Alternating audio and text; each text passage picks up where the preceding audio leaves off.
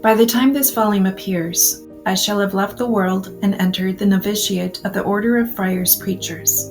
My beloved wife Elisabeth prayed incessantly for my return to the faith and to the practice of religion. Day by day for this intention did she accept and offer up all her privations, sacrifices, trials, sufferings, and at the end, even her death.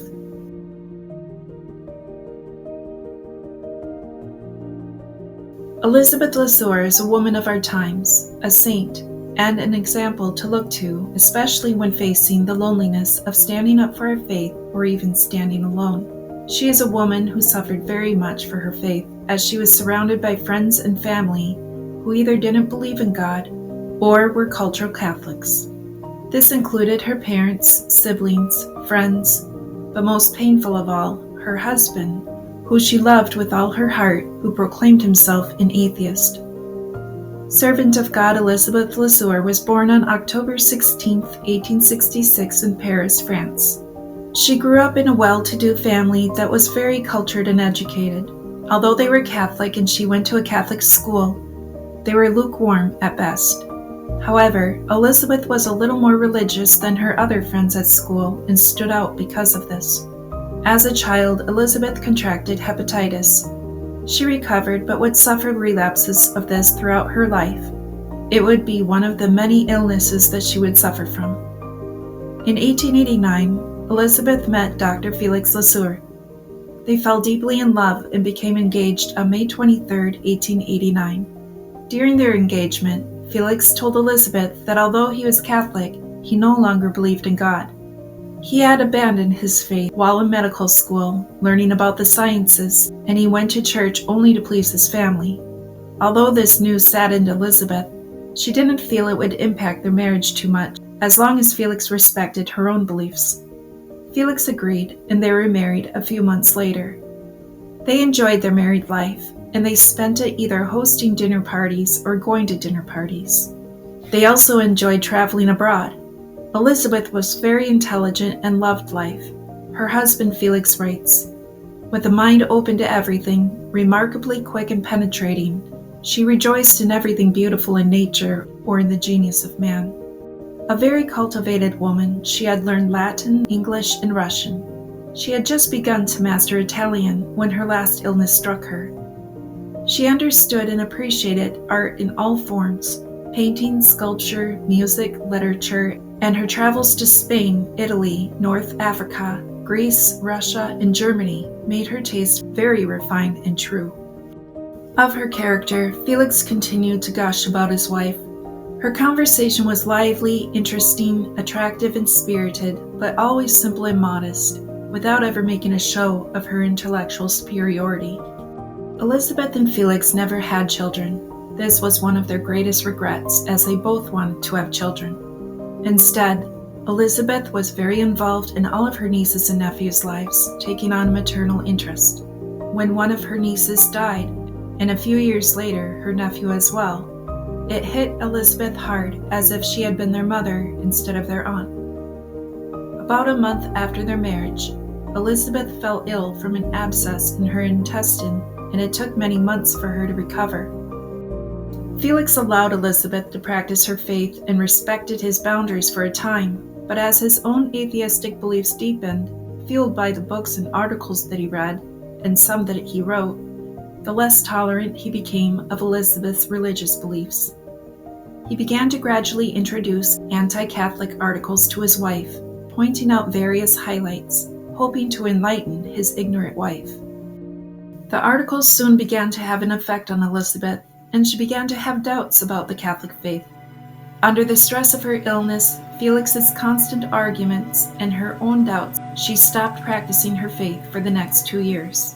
Once Elisabeth had recovered and seemed to be in a stronger state of mind, Felix worried that she might return to her faith, so he brought before her a book from his library of sophisticated and learned atheist authors that he was sure would be the final nail in the coffin, seal the deal, and break her away from any sort of religious practice for good.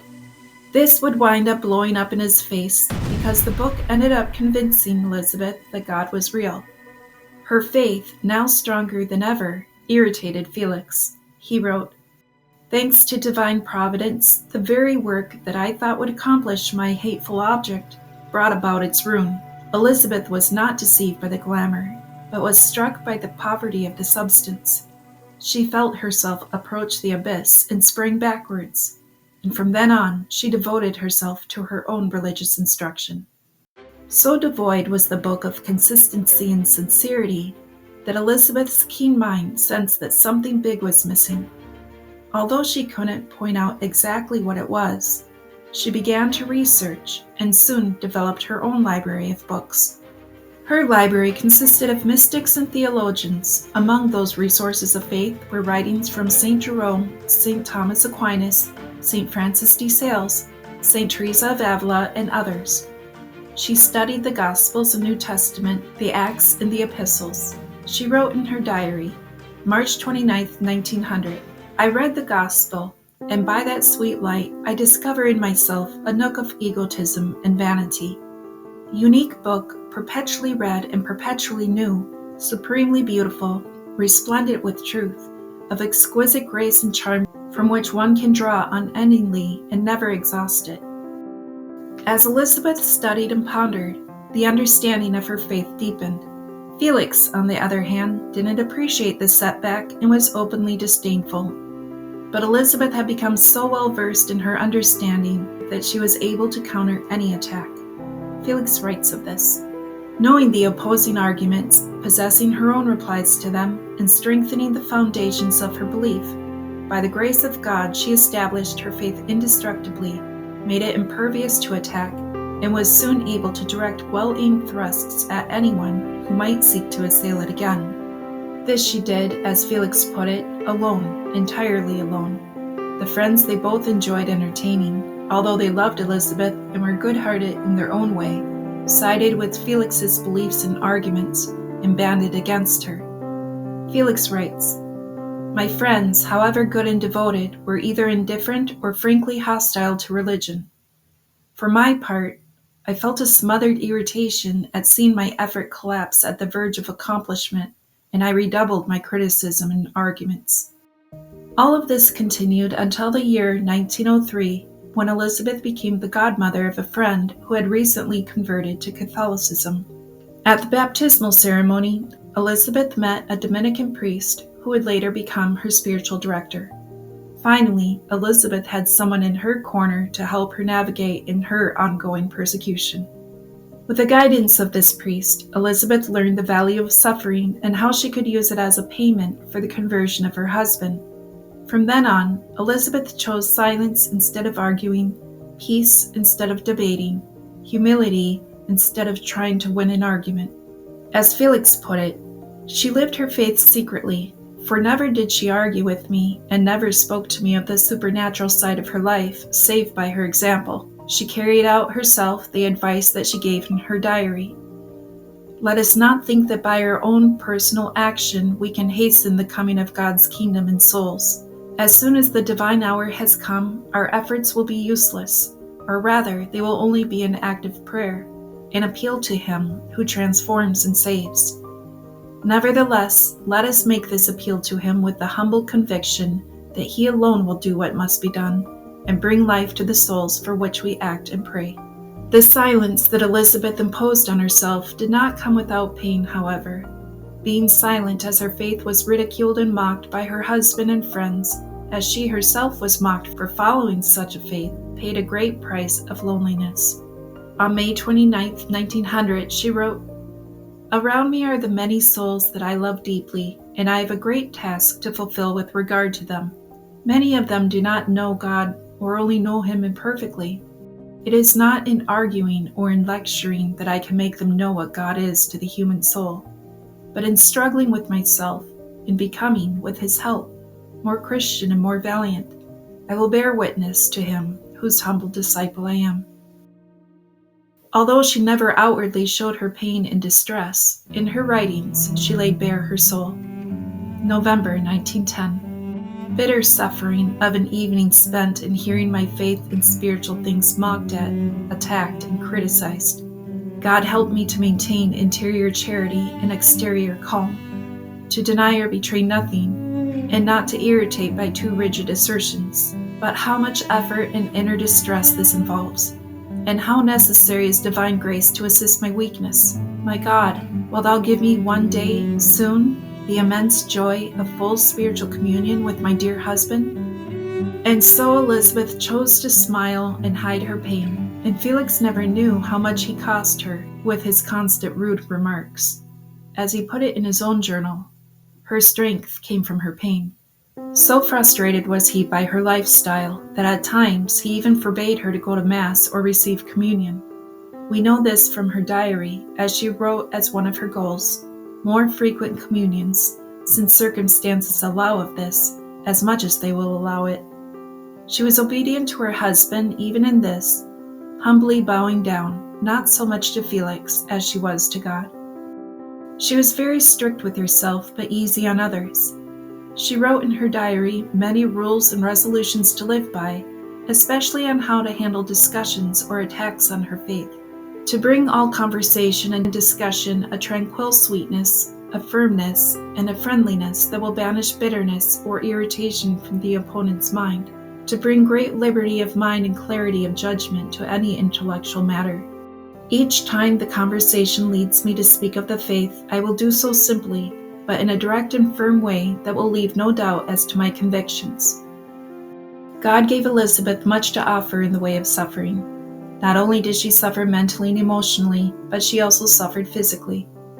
Starting in April of 1908, Elisabeth suffered attacks of the liver, which forced her to live a quieter lifestyle.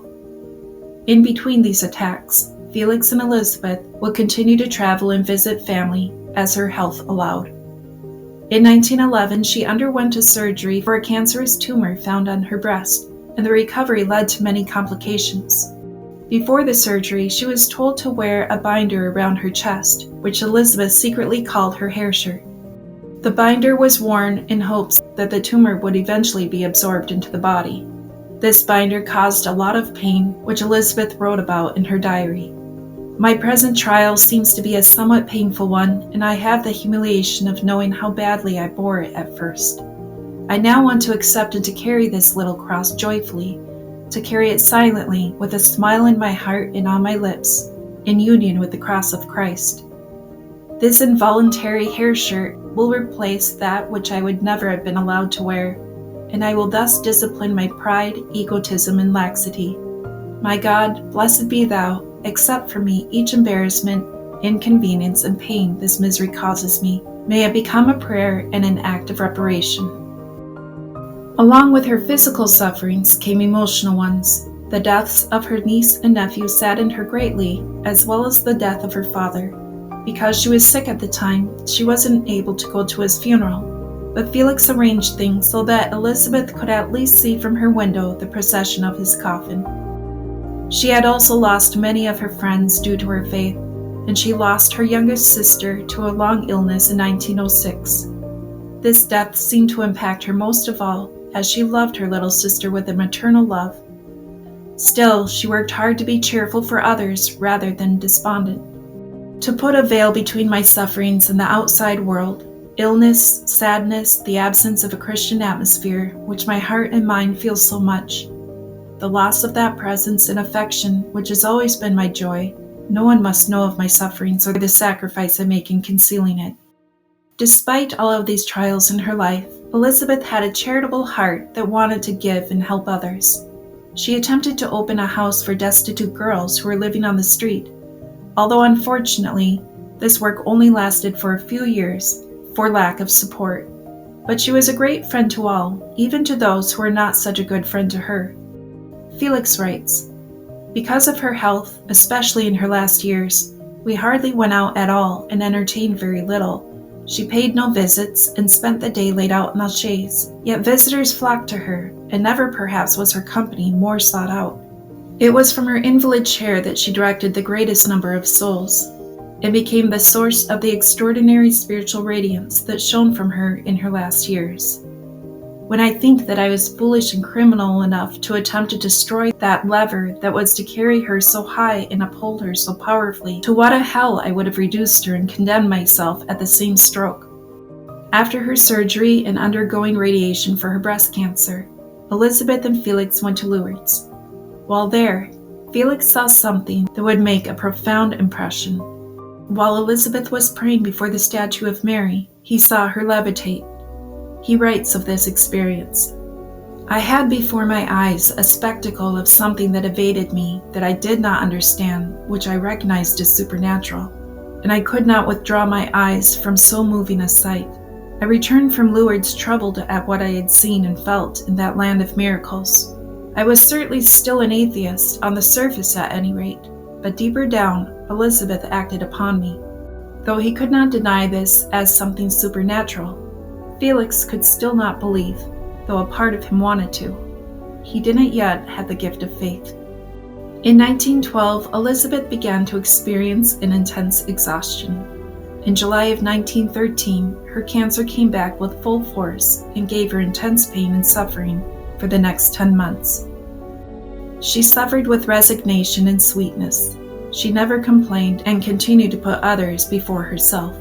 Although Felix was not yet converted and wouldn't be until after her death, the way Elisabeth handled her sufferings with so much humility struck him.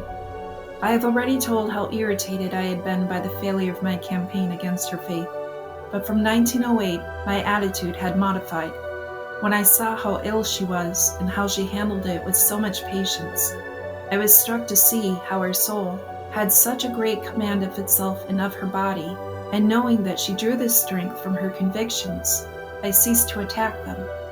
In 1911, after her operation, my surprise was changed to respect, and in 1912, on the occasion of the journey to Lourdes, my respect to admiration. It was Felix who arranged for Elisabeth to receive communion in her room during her last illness, which gave her great joy, and in turn gave Felix much happiness to do this for her. Elisabeth died at the age of 48 on May 3, 1914. After her death, Felix was so angered by the Catholic faith and how much Elisabeth suffered for it, that once and for all he was going to prove it false, starting with writing a book against Our Lady of Lourdes. So he went back to Lourdes to gather information. However, when he got there and proceeded with the pilgrims to the statue of Our Lady of Lourdes, he was instantly converted. He received the gift of faith with a single glance at the face of the statue. Going home, he read Elisabeth's diary, which he learned much from, as Elisabeth had told her sister. He also read from Elisabeth's library and learned from all the books that she had collected to support her arguments. But it was Elisabeth's letter that hit him hardest of all in the heart, learning that his wife had chosen to suffer in exchange for his conversion. In 1905, I asked Almighty God to send me sufficient sufferings to purchase her soul. On the day that I die, the price will have been paid. Greater love than this no woman has than she who laid down her life for her husband. In 1923, Felix became a Dominican priest, just as Elisabeth predicted.